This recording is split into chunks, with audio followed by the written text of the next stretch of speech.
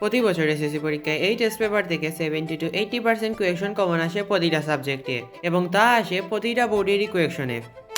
Trust me, এই সময় তোমাকে অনেকেই অনেক কথা বলবে যে এই টেস্ট পেপার ভালো, ওই টেস্ট পেপার ভালো, কিন্তু আমি যে টেস্ট পেপারের নাম আজকে বলতে যাচ্ছি সেই টেস্ট পেপার আমাকে আমার সিনিয়ররা সাজেস্ট করেছিল, এবং সেই টেস্ট পেপার থেকে আমি 70 to 80%-এর মতো কমন পেয়েছিলাম এক্সামে। এন্ড সেই টেস্ট পেপারের নাম হলো। আসসালামু আলাইকুম সবাইকে, আশা করি তোমরা সবাই অনেক ভালো আছো। সো তোমাদের কিছুদিন আগেই টেস্ট এক্সামের রেজাল্ট দেওয়া হয়েছে, এন্ড তোমরা অনেকেই ভালো রেজাল্ট করছো, আবার অনেকেরই রেজাল্ট তেমন ভালো হয়নি।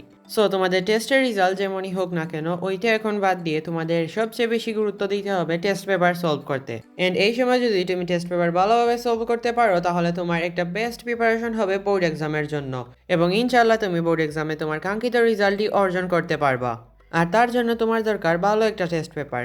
আর ভালো টেস্ট পেপার বলতে বোঝায় যা তুমি সহজেই বুঝতে পারো এবং সেই টেস্ট পেপার থেকে কমন আসবে। সো আজকের এই ভিডিওতে তেমনি একটা টেস্ট পেপারের নাম বলতে যাচ্ছি, এবং তার সাথে বলবো কিভাবে সেই টেস্ট পেপার সলভ করতে হয়, অথবা একটা টেস্ট পেপার কিভাবে সলভ করতে হয় তা বলবো, এবং স্কুলের কোচিংয়ে যাওয়া উচিত কি উচিত না তোমার তাও বলবো আজকের এই ভিডিওতে। সো ভিডিওটা শেষ পর্যন্ত দেখার অনুরোধ রইল।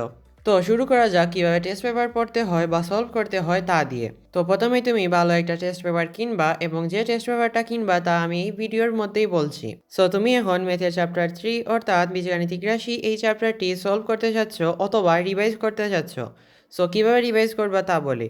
প্রথমেই তুমি বোর্ড বই পড়বা, অর্থাৎ এই চ্যাপ্টারের ওপর সব সূত্রগুলা পড়বা এবং অনুশীলনীর গুরুত্বপূর্ণ ম্যাথগুলা এবং তার সাথে উদাহরণ সলভ করবা। তারপর টেস্ট পেপারে সেই চ্যাপ্টারে যাবা এবং প্রথমেই তুমি এমসিকিউগুলা সলভ করবা না দেখে, দেন সিকিউ ও এসকিউ সলভ করবা। আর সিকিউ করার ক্ষেত্রে প্রথমেই তুমি একটা সিকিউ না দেখে সলভ করার চেষ্টা করবা। যদি সলভ করতে পারো তাহলে বুঝবা যে তোমার বেসিকটা অনেক স্ট্রং আছে, অ্যান্ড তোমার ম্যাথ সলভ করার মেথডটা মনে আছে। আর যদি না পারো তাহলে দেখবা যে ম্যাথের কোন পার্টটা তুমি সলভ করতে পারছো না, দেন ওই জায়গাটা কিভাবে সলভ করা হয়েছে তা ভালোভাবে বুঝবা এবং নেক্সট টাইম সেটা না দেখে সলভ করার চেষ্টা করবা।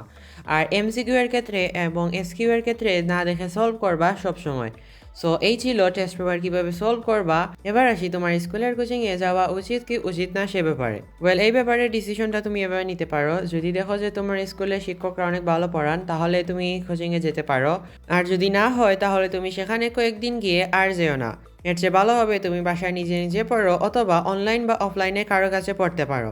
আর স্কুল কর্তৃপক্ষ যদি বলে যে তোমাকে অবশ্যই কোচিংয়ের ক্লাস করতে হবে, তাহলে তুমি সে ব্যাপারে তোমার প্যারেন্টসের সাথে কথা বলতে পারো, যদি তোমার স্কুলের শিক্ষকরা ভালো না পড়ান। সো এইভাবেই তুমি এই ম্যাটারটা ডিসিশন নিতে পারো। সো ফাইনালি তোমাদের অপেক্ষার পালা শেষ করা যাক, অ্যান্ড বলি যে কোন টেস্ট পেপারটা তুমি কিনবা। তবে তার আগে বলে রাখি যে এই ভিডিওটা কোনো স্পন্সর ভিডিও নয়, অর্থাৎ কোনো কোম্পানি আমাকে এই ভিডিওর জন্য স্পন্সর করেনি। এই ভিডিওটা আমি আমার নিজের এক্সপিরিয়েন্স থেকে বানিয়েছি। সো যে পাবলিকেশনের টেস্ট পেপার এটা, তা হলো পাঞ্জারি পাবলিকেশনের টেস্ট পেপার। ট্রাস্ট মি, এই টেস্ট পেপারটা কিন্তু অনেক জস। সো তোমরা যারা অনলাইনে এই টেস্ট পেপারগুলো অর্ডার করতে চাচ্ছ, তোমাদের কোনো কষ্ট করতে হবে না। আমি আমার এই ভিডিওর ডেসক্রিপশন বক্স অ্যান্ড কমেন্ট বক্সে সব সাবজেক্টেরই লিঙ্ক দিয়ে দিয়েছি, তোমরা সেখান থেকে গিয়ে কিনতে পারো। আর অনলাইন থেকে এই টেস্ট পেপারগুলো অর্ডার করা অনেক ভালো, কারণ অনলাইনে কিন্তু তুমি অনেক ডিসকাউন্ট পাবা যা তুমি লাইব্রেরিতে পাবা না। সো অনলাইনেই তুমি অর্ডার করো, কারণ 2-3 দিনের ভেতরেই তুমি পেয়ে যাবা।